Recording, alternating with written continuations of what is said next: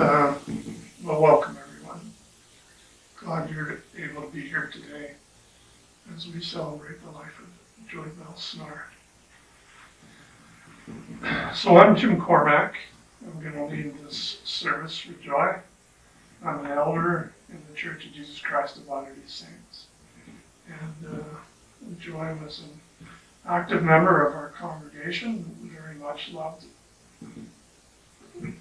And we all know that. She was just such a kind soul. And we're sorry to lose her. But we're glad that she was able to go quietly. We're thankful for her life. So I was expecting to start this outside. So with Gord's permission, I've been asked to conduct, and we'll try not to be too formal or too long.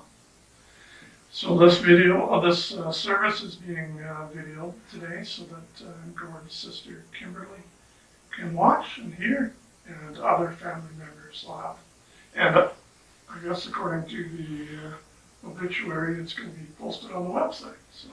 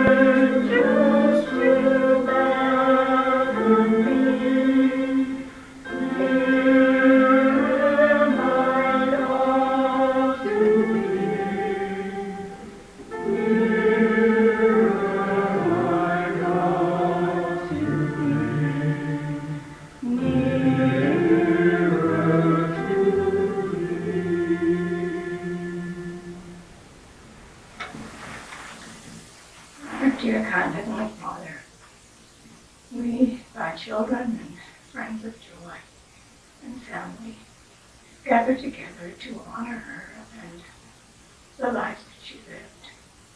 We're so thankful for her, thankful for the effect she's had on our lives, for the love that she gave to each of us unconditionally.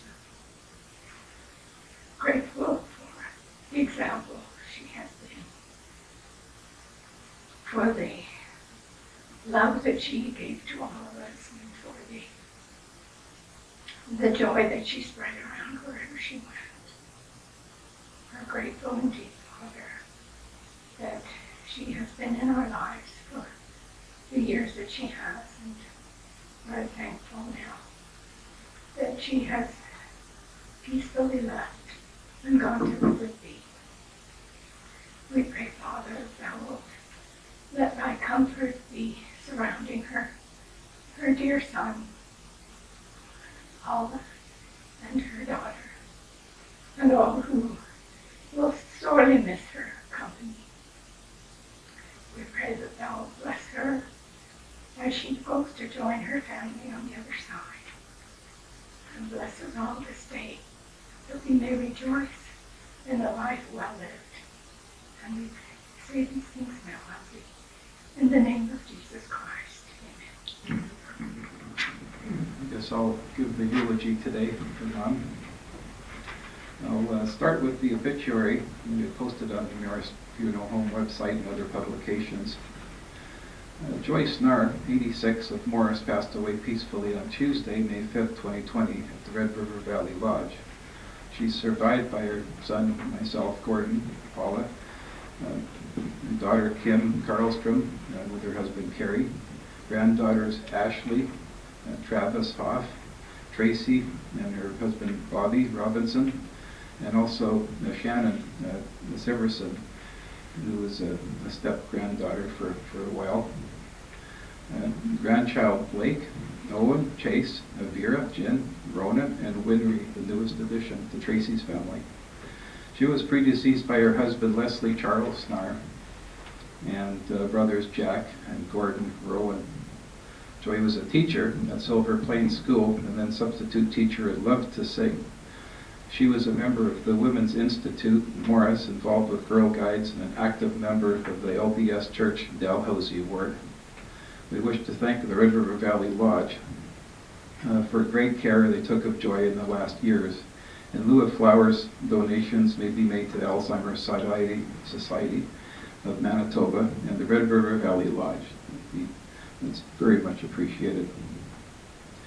Joy came into this world on September 17, 1933, joining her two brothers Gordon and Jack to complete the Cora and Gordon Rowan family in Winnipeg. They grew up in Whitewood Road and went to school at nearby St. James Collegiate. Joy loved being involved with Girl Guides, where she enjoyed trips to Caddy Lake, where she became a swimming instructor, and later taught swimming at many locations, including the Morris swimming pool right here in town. After high school, she went on to normal school, where she learned all about being a teacher. While there, she met many for lifelong friendships who she would meet regularly during reunions later on in life. When she started her teaching career, she met Mildred and Marion, who had a brother named Leslie. I'm not 100% sure how they met, but Joy might have joined Mildred for a trip back to her farm in Morris during a weekend or holiday. Eventually, she taught at Silver Plains School, which is just a bit north of the farm. A few years later, Joy and Leslie were engaged and married in 1959. Apparently, Dad proposed to Mom in a field just across the highway, where there's a pond where the workhorses used to be watered, and a common field lunch area marked by two large cottonwood trees that are still there marking the spot. After their marriage, they lived for a short while in a caboose parked nearby where their house was being built, not far from Charles and Anne's home near the original Snarr homestead down by the Red River. Floods were a major part of our lives, and of course their lives. And in 1966, their new house was badly flooded. It was moved up to its current location, where it is safe from further flooding until 1997. Trees and shelter belts were planted after the move, and now well established. A dike was built in 97 to further protect the yard. Now, church was a big part of Mom's life. Their parents and grandparents were part of the earliest LDS members of Manitoba. She attended services at the Academy Road Church of the LDS, where she would bring Kim and I along, where we would attend Sunday school back in the 70s. Life got busy and she became active at the Morris United Church, where many local friends and relatives attended. She sang in the choir and she did love to sing. Later, Dad passed. Mom became a member of the Dalhousie Stake, where a new LDS church was conveniently located at the south end of Winnipeg. She continued to be a member, and her brothers and sisters meant the world to her. Maggie and Mary Jane, just to name a few, came to visit Mom regularly, and she loved their visits. Thank you so much for being there for sure, especially those last few years. She was always active in the community, a member of the Women's Institute for many years. I remember spending many hot summer days at Pioneer Partners, a temporary restaurant at the Stampede grounds in Morris during the exhibition. She worked tirelessly preparing food for the Stampede patrons. They all knew where the best food was, so it was a busy place. The farm was an integral part of Joy's life here, and she supported it and all who worked and lived there by always providing meals, taxi service, and doing much of the paperwork involved. Her brother Gordon, an accountant, was contacted during tax season quite often. Mom was also a caregiver for many, including her mother Cora, for a few years, and later on for Andy Winter, who called Auntie Ann, of course, stayed with us until she moved to the Eventide Care home at Rosenard. When Joy's mother moved out, she went to the New Haven Cares home in Steinbach. Mom brought us along most times when she would visit her mom, which was about once or twice a week. This was quite a distance away, likely almost an hour's drive one way for us. I remember the long drives, and in the summer, Mom would stop at Brunfell where there's a swimming pool, so Kim and I could cool off for a short swim. She would always think about others before worrying about herself. Dad became sick in the 90s with cancer. Mom would take him to the hospital for his treatments and take care of him at home. Later, when Leslie had to move out and stay at the lodge in Morris, Mom would be there every day for him, to be there for him, to love him. Mom had her support group too, Grace McKenzie and Diana McKenzie, who were always helpful with moral support, especially when Dad was ill and after he passed. Mom loved going on long car trips and, longer excursions with Grace, which will be alluded to later on. Paula would go over to Mom's and have epic games of hand and foot. Mom would also go on geocaching expeditions with Paula while I was working in the fields. Mom would always have interesting comments about some of the places they went to. Luckily, they missed an axe murderer. Paula can explain that one later. Mom's last trip was to visit Kim in Florida for part of the winter. Kim enjoyed her visit with Mom and enjoyed being there. They had a great time. Mom loved the animals at Kim's place. After Mom was back home, she began having trouble living alone in the house and the farm, and was diagnosed with dementia and Alzheimer's. One of the worst days ever for Paula and I was taking her back to the hospital. We knew she likely wouldn't be able to return home. A while later, she moved into the Red River Valley Lodge. She did well there. She knew many of the staff and residents, and they took such excellent care of her there. She thought of her room as her home, and loved to have visitors, and thank you all for visiting her there. Many of the staff at the lodge have said Joy brightens up their days with her smile and demeanor. Mom always had a positive look at life and things, and always seemed the good.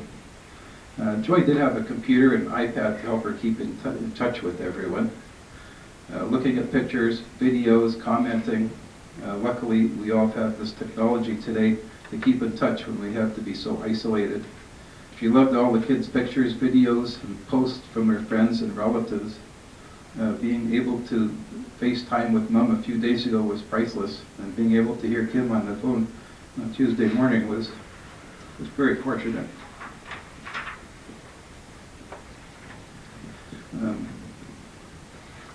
I've got, I'll maybe continue for a while. It's impossible to sum up a parent's life in a short page or two. We all have been touched by Mom in profound ways. Kim, Ashley, and Tracy, and cousin Ruth, and others made some lovely tributes through social media, and since they could not be here in person, I would like to read some of these. I may get some help with this later on, but I think I'm okay. From Kimberly. Today we said goodbye to one of my kindest and truest souls we would ever meet. Mom was now at peace and back with Dad again.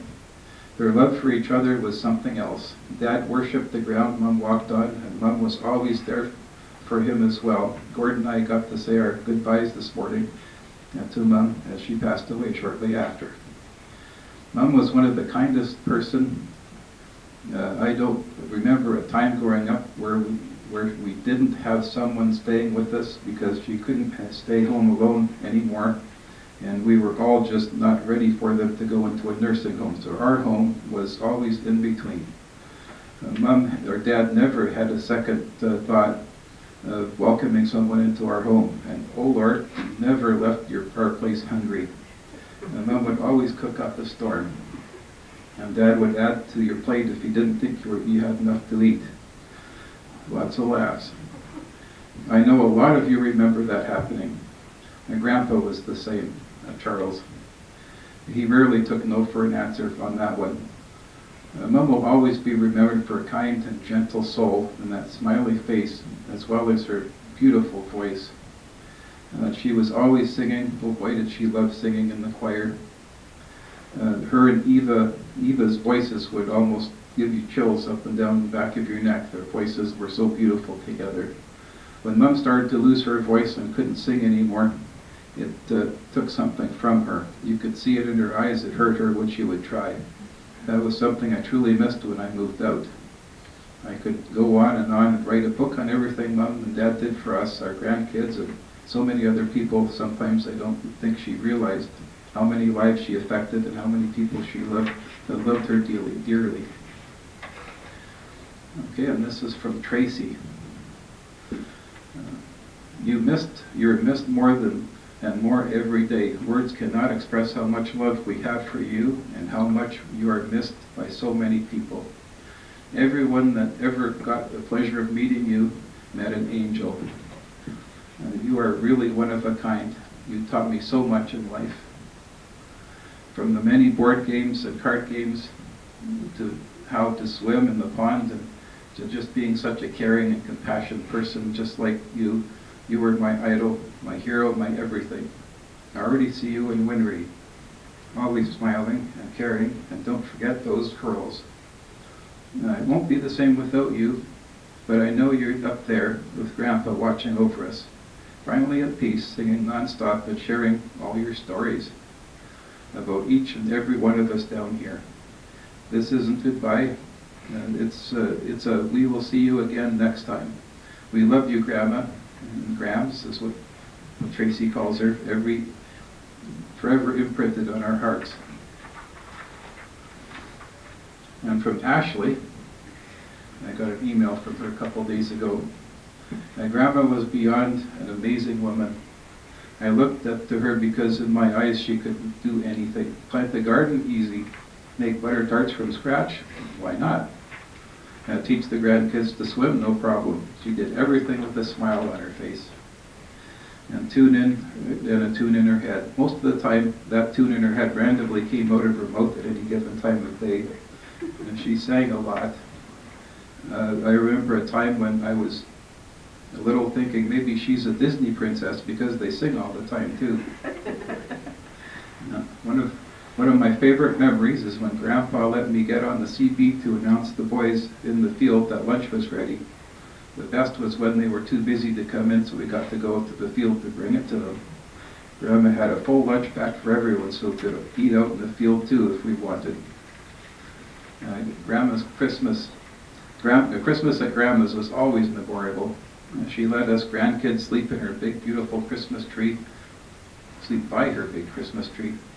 With the lights on and then shut them off, tiptoed around us to get that to her bed once we fell asleep. Our stockings were always filled to the top with goodies from Santa.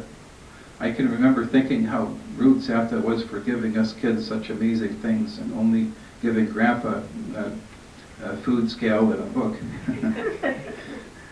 But Grandma seemed to be happy with it, so I shrugged it off.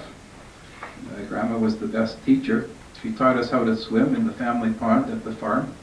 She would come in the water with us, but only if we promised to help her out again. She would manage to get partway out on her own, but Tracy and I would need to alternate between pushing on her bottom and pulling on her arms to get her up out of the bank and out of the water. It was well worth the trouble and to have her swim with us. And her excellent teaching came in handy during '97 flood. We were evacuated and spent some time living at Auntie Mildred's and Uncle Andy's place that's out by Manitou.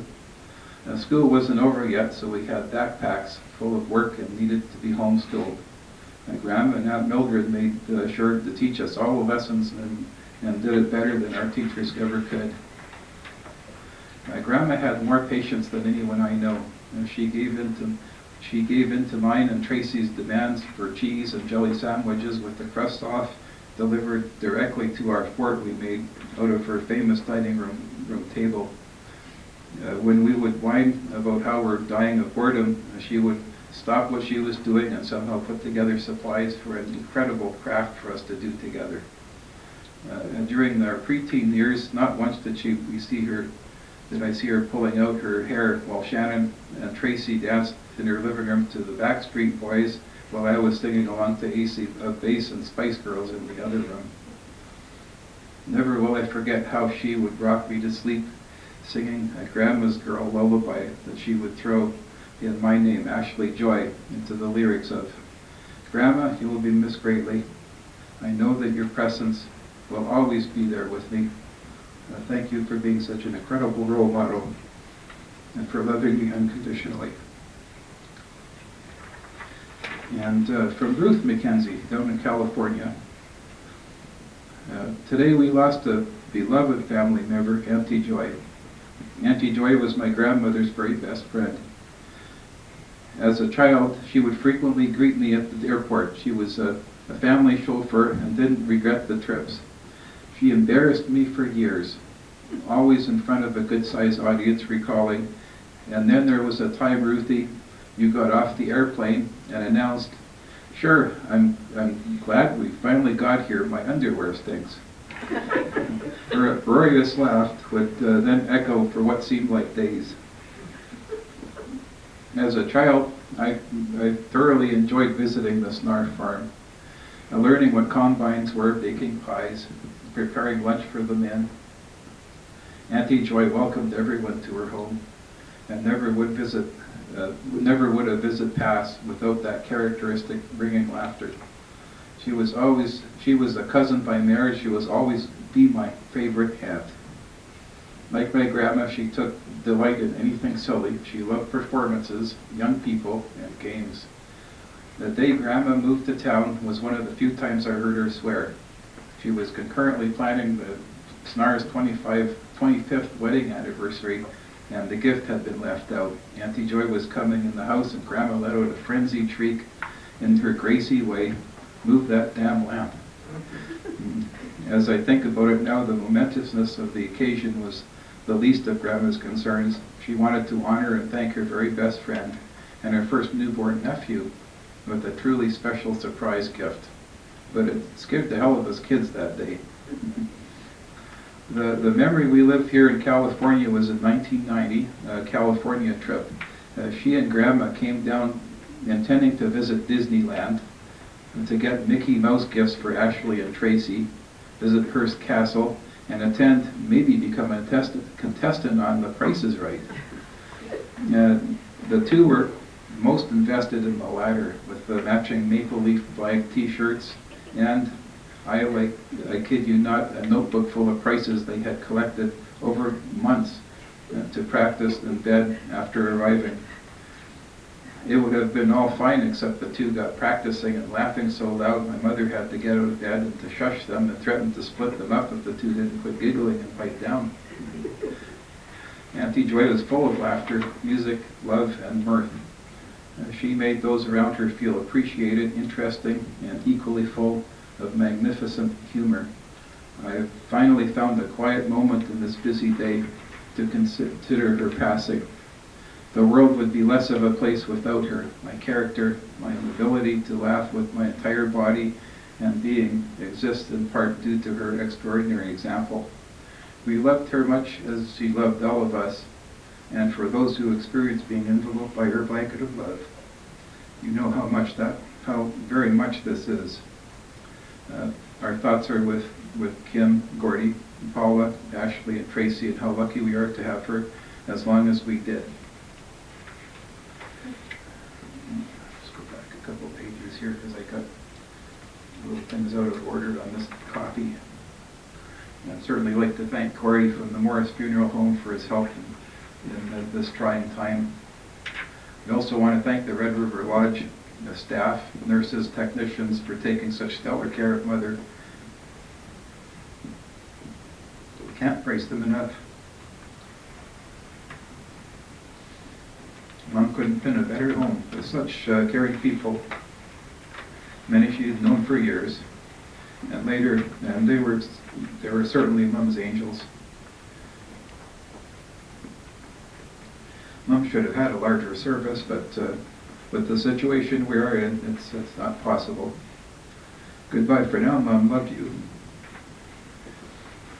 And thanks for everyone for being here with us today. Mom would be very proud people. That was beautiful.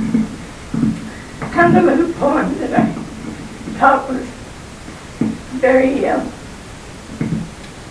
beautiful for Joy. It's called A Life Well Lived. I should have gone before Roy. You're doing well. And it says, a life well lived is a precious gift of hope and strength and grace from someone who has made our world a brighter, better place.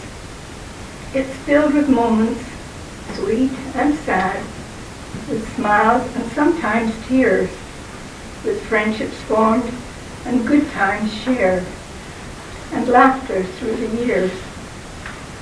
A life well lived is a legacy of joy and pride and pleasure, a living, lasting memory our grateful hearts will treasure. So I just have a few things to say. It's a privilege for me to speak today in this service for Joybelle Snarr. So as I said, my name's Jim Cormack. I'm an elder of the Church, Jesus Christ of Latter-day Saints, and a friend of Joy's. So Joy's obituary described her as a teacher at Silver Plain School, and then as a substitute teacher. She was involved with the Women's Institute. She was a woman who loved to sing. She was a faithful member of the church. But it's appropriate that we celebrate her this weekend, as her most important roles in her life have been as a loving wife, as a mother, her grandmother, her great-grandmother. So as tomorrow is Mother's Day, we recognize the love and the service that she provided to her family, to her friends. No one loves us as much as our mothers do. No one has more faith in our abilities, more trust in us than our mom. I know that Joy was very proud of her family, and she spoke of them often. And all the pictures you would see in the nursing home. The first time I went out to visit her in her home, I had known of her. My mother and Joy communicated through letters for a number of years. Always sort of knew who she was, but I had never formally met her until I was a few years back the bishop of our church, of our little ward. And so I came out to visit her and came to the home. I had talked to her on the phone and said, you know, I think I came at 7 or 8 in the evening. My dinner would be over, so I just kind of dropped in, have a little visit. So I show up, and it's just a little fresh salad kind of thing. You know, some cucumbers, tomatoes, very light, really nice. Well, that's good. And we start to chat, and then she wanders off. Came back with 3 types of dessert. I think I don't know if she worried I wouldn't like one, or, so I was forced to eat them all, but it was good. And she's just the kindest person you could, so she's a wonderful woman. So in our church, we believe that we lived before this life, that we lived with our Heavenly Father. And then we made a choice to come to her to have mortal bodies, to experience what it's like to be mortal, to have good days and bad days, to go through trials and challenges in life, to make us better, and to learn to love, to care, and to serve others. We also believe that death is a necessary step in our eternal progression. We believe that now is a time to mourn for those that are loved and lost. Mourning is one of the deepest expressions of pure love. The scriptures say, "Thou shalt live together in love, insomuch that thou shalt weep for the loss of them that die." Moreover, we can't fully appreciate joyful reunions later without tearful separations now. The only way to take sorrow out of death is to take love out of life. The scriptures tell us in John 3:16 that for God so loved the world that he gave his only begotten Son, that whosoever believeth in him should not perish, but have everlasting life. We also believe that families can be together forever. If we love each other, and we are sealed together in temples. And Joy believed this. There's a temple just being completed in Winnipeg. She's excited about that. Maggie and Jeff, her husband, and I took her last summer for a drive-by where they were building. And it was quite the expedition to get there and get back. But it brightened her right up. She was happy. And we had a picture of it in her suite there in her room. We trust that she's been reunited with her husband Leslie, along with her brothers Jack and Gordon, and others whom she loved dearly. I had the opportunity to visit Joy monthly over the last few years, and know that family is what really mattered and brought her happiness. Even when she would have days where she struggled with clarity,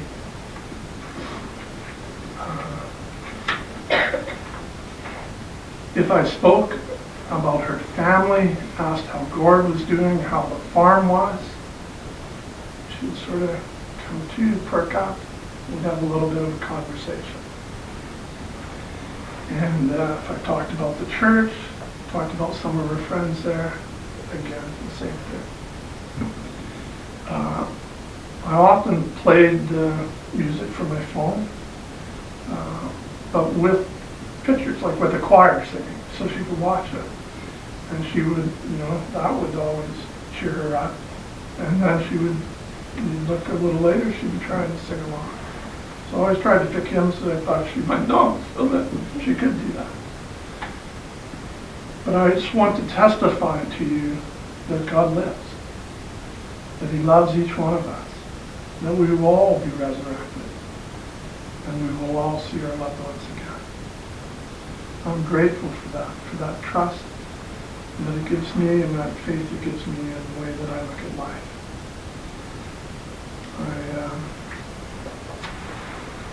I'm thankful for the opportunity to get to know Joy. She's a blessing in all our lives. She'll be missed in the town of Morris, in our farm community, those that she taught at school, those that she worshipped with, both here when she attended the United Church and with the Latter-day Saints. She's just a lovely woman, and I'm grateful for the blessing of knowing her, and leave my testimony that we will see her again, and do so in the name of Jesus Christ. Amen. So we're now going to sing together the closing hymn, which will be "God Be With You Till We Meet Again." And because we've done the service the way we have here, so after that hymn, I'll just offer a benediction here, and then we'll all go over to the grave site, and at the grave site, I'll say a prayer of dedication there, and then we'll be done. So I'll just get this ready to go.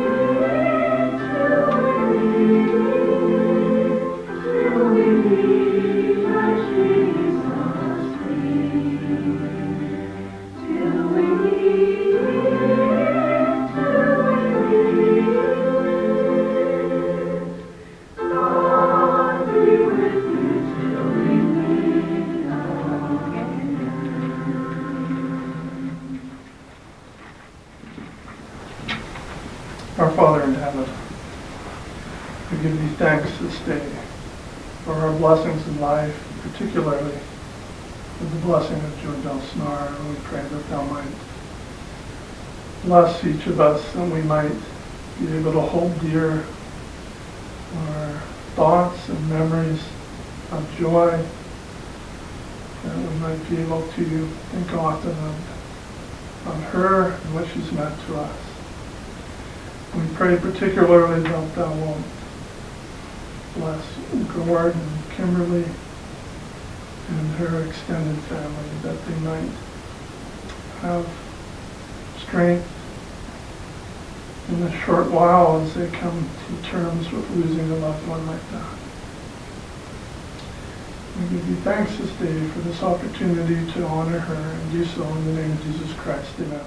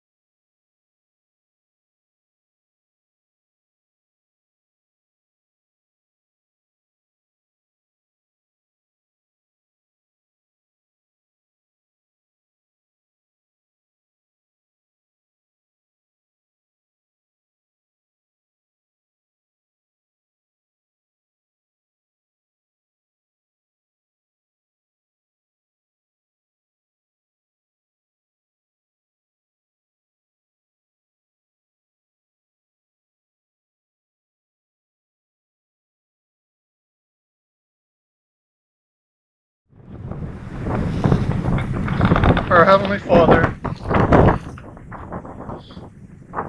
by the authority of the Melchizedek priesthood which I hold, I dedicate and consecrate this burial plot as the final resting spot for the body of Joybelle Snarr. And Heavenly Father, we pray that this spot might be hallowed, that those who come here might find peace and comfort, and be able to reflect on Joy's life and its meaning to them individually. Heavenly Father, we pray at this time that thou might bless Joy's family, Gordon and Kimberly, her grandchildren, her great-grandchildren, and her many friends and extended family. Bless them all that they might be comforted and strengthened as they reflect upon Joy's life.